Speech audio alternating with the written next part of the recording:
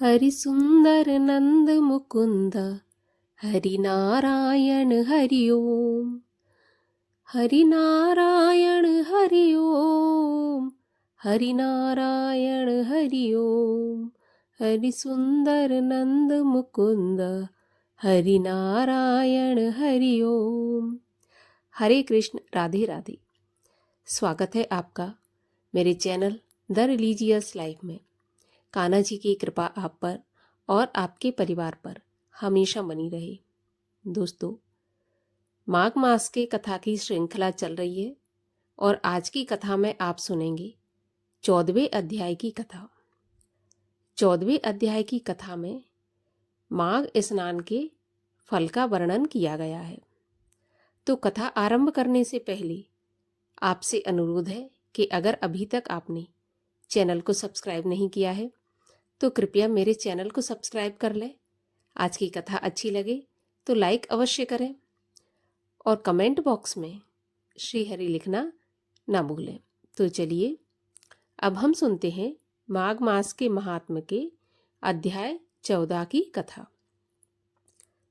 कार्तवीर्य जी बोले, हे विप्र श्रेष्ठ, हे सुव्रत, किस कारण से माघ स्नान का बड़ा अद्भुत प्रभाव कहा जाता है। एक बार के माघ स्नान के पुण्य प्रभाव से पापों का नाश होता है, दूसरे माघ स्नान से स्वर्ग प्राप्त होता है।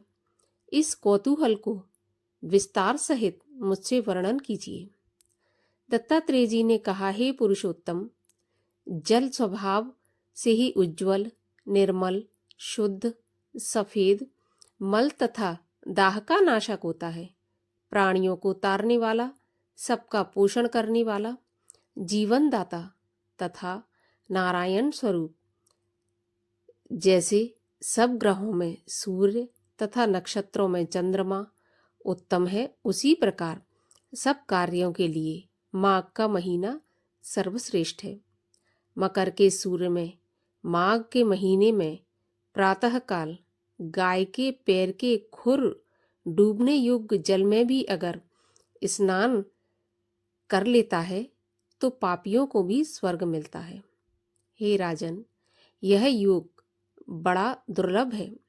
जो अशक्त है वह भी इस योग में 3 ही दिन स्नान करके थोड़ा सा भी दान करे तो पुण्य का भागी होता है, तथा धन का इच्छुक यथाशक्ति दान करे तो वह मनुष्य दीर्घायु और धनी होता है।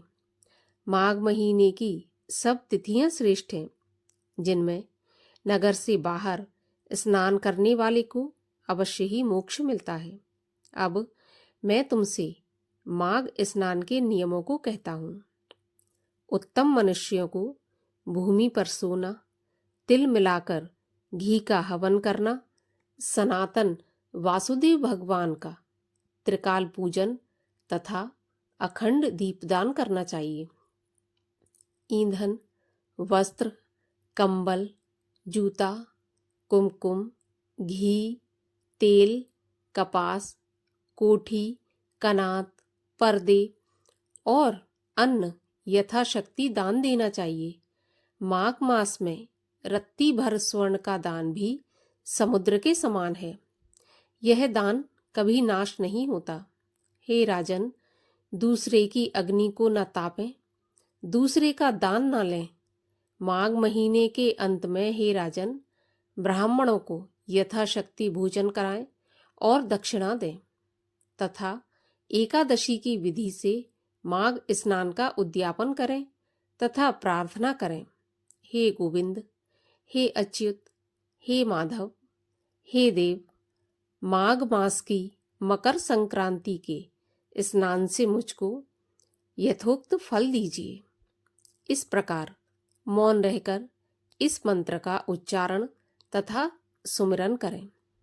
मकर के सूर्य में घर में गर्म जल से किया गया स्नान 6 बरस का, बाहर बावड़ी आदि में 12 बरस का, तालाब में दूना, नदी में 4 गुना, देव सरोवर तथा महानदियों में 100 गुना और महानदियों के संगम में स्नान करने से 400 गुना फल प्राप्त होता है। हे नरोत्तम, जो लोग माघ मास में गंगा जी में स्नान करते हैं वे 4000 युग तक स्वर्ग में रहते हैं और स्वर्ग से नहीं गिरते।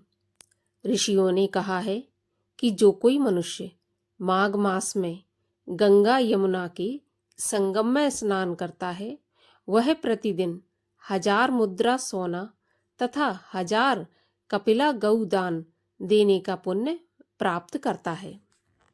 इस प्रकार माघ मास के महात्म्य के 14वें अध्याय की कथा का समापन यहीं पर होता है। आगे की कथा सुनने के लिए चैनल को सब्सक्राइब अवश्य करें।